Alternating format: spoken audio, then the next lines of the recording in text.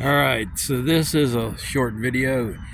I seem to like to make uh, little instructional or hey, here's my advice videos. I don't know why. Well, probably because it's like, hey, I got this knowledge. It's not like I'm trying to say I know everything. Because my wife always says, "You think you know everything?" No, man, I don't. I mean, I'm trying to suck in all I can now because I was such a shit in grade school. I mean, I was staring out the window, seeing if I could, how could I build a little tree house in that tree? You know, that was me. So I didn't start sucking in the knowledge until, oh shit, I got to figure out how to, make it in this world. But anyway, so this video is to help those, and specifically I'm making it for a good friend of mine, Tanner. So Tanner, this is a video that will help you with your new little puppy.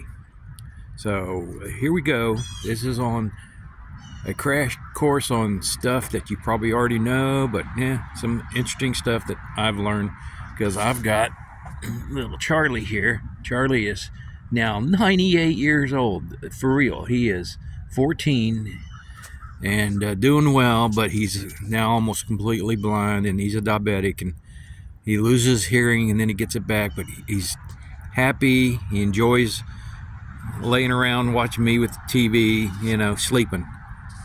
But I got to watch him because we got bobcats out here, or a bobcat, a mama bobcat. We just got to be careful because he used to chase him up the tree, him and Sugar. But apparently, my guess is that we've had bobcats in this yard at least 200 times. I've caught them on trail cameras just dozens of times, 100 probably at least. So they're all around this neighborhood, and they're having little kitties. And so we got a mama cat in the back here.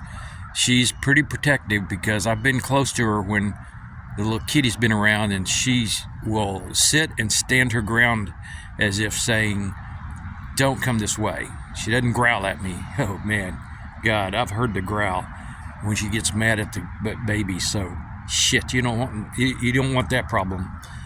Anyway, so here's how you can help out your little doggy and enjoy your little doggy for years. They need obviously carbohydrates and proteins are very much just like us humans. So not too much on the carbohydrates. In other words, like corn. Dog food, by the way, is a lot of cornmeal. It's a staple product. It's a product that they can buy cheap, put in fill. Purina everybody does it. It's a lot of corn and meal and filler, and it's that, which is a lot of carbohydrates, which is not necessarily good for a dog. I mean, it gives them it gives them food, but more preferable is something like obviously boiled chicken breast. But now you're going to start getting expensive if you're always.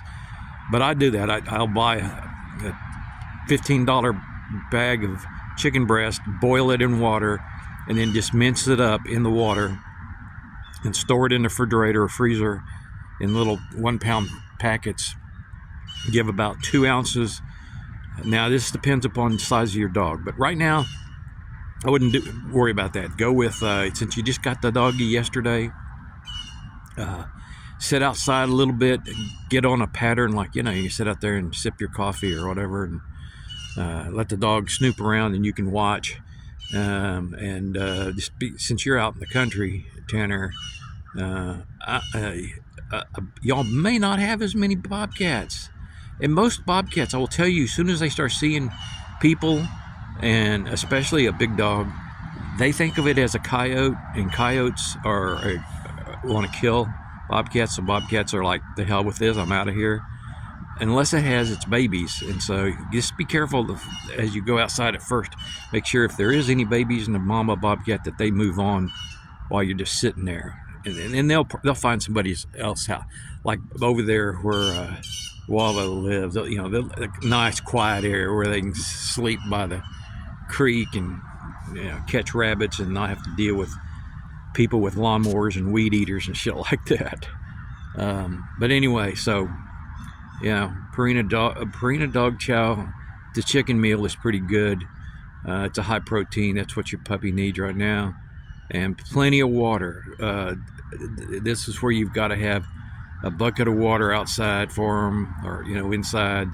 Um, you know that's super critical. Always water around, and I have this buckets I bought at Dollar Tree. 2-gallon buckets. Put them around. My dog finds them. And then the only thing you got to worry about is the vet, all the rabies shots and whatever the hell they get. It gets expensive, I know. There's a place down here in Plano, Parker Animal Bird Clinic, that does my dog pretty cheap. Like $130 for the visit and the shots, per year. But if you get to one of those fancy places, the next thing you know, man, you're out, $480, and you're like, good God, too much money. So you just got to be careful of that. Anyway, toys for the dog, a nice bed.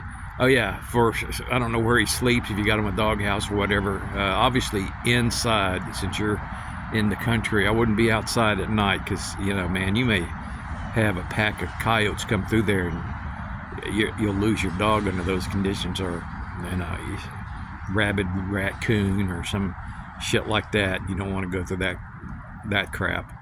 But if he sleeps in there in your room with you, then just have him a nice little place on the floor, a little mattress thing.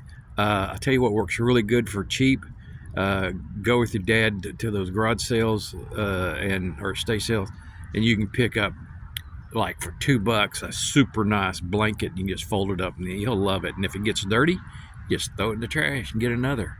I do this all the time for Sugar and Charlie, although Sugar's now gone. But that's an easy way, just to throw it on the floor, and it's a certain place that they know that, hey, this is where I sleep too. Try to get into a pattern of, like, okay, man, it's 12:30 at night, I'm fixing to go to bed, let's go outside and pee. So I'll tell you, I finally got Charlie and Sugar, on a pattern of, like, we're going outside, time to pee, and then they'll pee, snoop around a little bit, and then you come back in, and you're like, yeah, good. Because that's no problem in the summer, but man, in February when it's 32 degrees outside and the wind's blowing, my dogs love the cold. They'll run around for an hour. Well, hell, shit, man, I don't want to run around just watching them with a flashlight to see when they pee. So you try to get that down to a system so that everybody knows, going outside to pee, come back inside. All right, now let's nap out. Anyway, that's the basics. You'll enjoy the dog. Teach him the basics, like to stay close to you. If need to, that he comes and sits beside you in case, because, if you see that bobcat or coyotes or raccoons. Raccoons are, just for info, they're like possums. They want to avoid you, but they get fucking aggressive if they need to. And possums, by the way, if I recall reading, they don't ever carry bad viruses or whatever for humans and dogs, but the raccoon can. So raccoons are noted for carrying rabies. Doesn't mean they always carry it, but you just gotta be careful on that. They'll you don't want your dog to have to be bit, or you too. And raccoons are mean. Look at my face page and you'll get to see that raccoon that attacked that little girl at her front door, and the mom had to grab the raccoon and flung the damn thing out into the yard. You're like, holy shit, that raccoon was pissed. I don't know what's wrong with him. But anyway, yeah, avoid the raccoons. Skunks, obviously. The armadillos, don't have to worry about. Possums will eat up all the garbage, eat up the little insects and mice. I've watched them chase around mice in my bamboo. So possums are cool. They'll be beneficial to you. Okay, man, shit, I've hit almost 10 minutes. I can't believe it. So I'm gonna call it quits, man. There's my 10-minute story on what to do with your little doggy. I'm excited for you, man. You'll enjoy that dog. They're a great companion. See y'all later.